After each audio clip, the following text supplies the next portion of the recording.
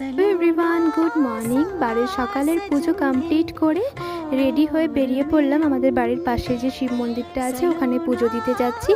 তো মন্দিরে গেলেই আমি সবসময় খালি পায়ে যাই, কলকাতা থাকতেও খালি পাওয়া যায়, আর এখানে আসলেও কিন্তু আমি খালি পায়ে মন্দিরে যাই। তো এসেছিলাম মন্দিরে, আমি আর মা এসেছিলাম। মাঝে পুজোর খুব শরীর খারাপ ছিল, তো সেটাই মানত করা ছিল, সেই পুজোটাই আমরা দিতে এসে মাঝে মাঝে আমার কিন্তু মন্দিরে, শিব মন্দিরে আসা হয় সোমবারটা। তো এসেছিলাম, আর এই মন্দিরে আসলে না, মন্দিরের পরিবেশটা এত সুন্দর, চারিদিকে কিন্তু শান্তশিষ্ট, কিন্তু জানি না এই জায়গাটায় আসলে এতটা শান্তি লাগে সেটা বলার বিষয় নয়। তো এখানে আমার যে ক্যামেরা ধরার কেউ নেই, আমি এক হাত দিয়ে ক্যামেরা ধরেছিলাম আর এক হাত দিয়ে বাবার মাথায় জল ঢালছিলাম। অনেকগুলো ক্লিপ কিন্তু তুলতে পারিনি। আমার না পুজো দেওয়ার সময় ক্যামেরা অন করে পুজো দিতে না ঠিক তেমন ভালো লাগে না, কিন্তু মাঝে মাঝে নিরুপায় হয়েছে, তখন কেউ ধরার লোক থাকে না, তখন একটু করতে হয়। শিবরাত্রির ক্লিপটা আমি তোমাদের সাথে শেয়ারই করতে পারিনি। শিবরাত্রির সময় এই জায়গাটায় পা রাখারই জায়গা ছিল না, এতটা ভিড় ছিল।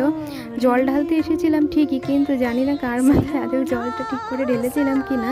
চত্বরটা জুড়ে কিন্তু এখানে বজরংবলী, মা দুর্গার মন্দির, বড় ঠাকুরের মন্দির আর শিব মন্দিরও আছে। তো এবার আমি বড় ঠাকুরের মন্দিরে, মায়ের মন্দিরে পুজো দিয়ে বাড়ি চলে যাব। তো আজকের তোমাদের মিনি ব্লগটা কেমন লাগলো, ভালো লাগলে কমেন্টে জানিও। আজকের মতো টাটা।